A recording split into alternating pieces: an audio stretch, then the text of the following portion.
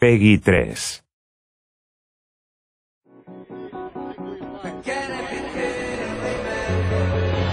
Welcome to the final developer diary for F1 2010.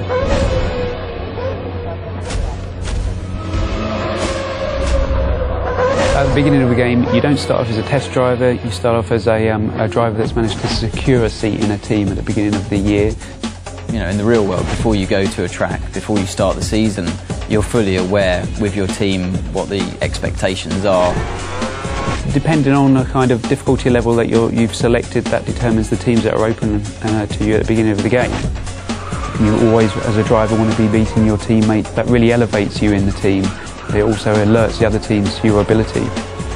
The garage is a key location in the game. You've got your animated crew working on your car, the race engineer feeding you intel. You've actually been lucky enough to have real race engineers get into the motion capture suits and really just perform the tasks that they do day to day. And that really is a great sensation when you come in there and you see your whole team around you and you really feel a part of that atmosphere. When you talk to teams and you talk to drivers, they don't actually do the level of car setup work you would normally see in a racing game. You're not going there with the wrong gear ratios, with the wrong aero for that circuit. It's up to the driver to just finally tweak the car to your style, not to make drastic changes. The expectations from the driver playing the game are the same as what it would be in real life, given your machinery. You know, at the end of the day, the teammate that you have is the only direct competition that you have through the whole season.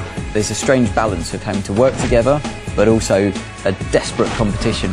Where it gets a little bit personal is when it comes to events like qualifying and the race, definitely, where you're just out there to beat him no matter what. Your agent, the media and the paddock itself are your feedback mechanism for how well you're doing in the game.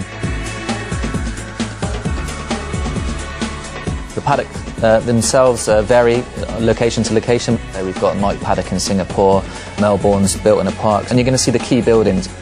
So the paddock's going to get busier, more press there, more pit girls hanging around, more rival drivers interested in you, the better you do on the track. We've got two different types of media in the game. You've got the impromptu media and you've got the press conference. When you speak to their characters in the press conference, it's usually about your race weekend performances. They're not so sensationalist. It's an easier ride for you, definitely, but it's still a moment of celebration. Impromptu characters hanging around the paddock lane, they're always willing to take your first comments when you come out of practice, qualifying and race. The hardest thing, I think, is that if you've had a bad result, then you have to speak to the media and you have to remain calm and always say the right thing. You have to be a little careful of what you say to the media. Sometimes you'll say things in the heat of the moment. You're the only one that you can blame at the end of the day if you slip and open your mouth and say something you shouldn't have. When you finished on the podium, it's 1, 2, 3, you can tell the press conference characters all about the race weekend.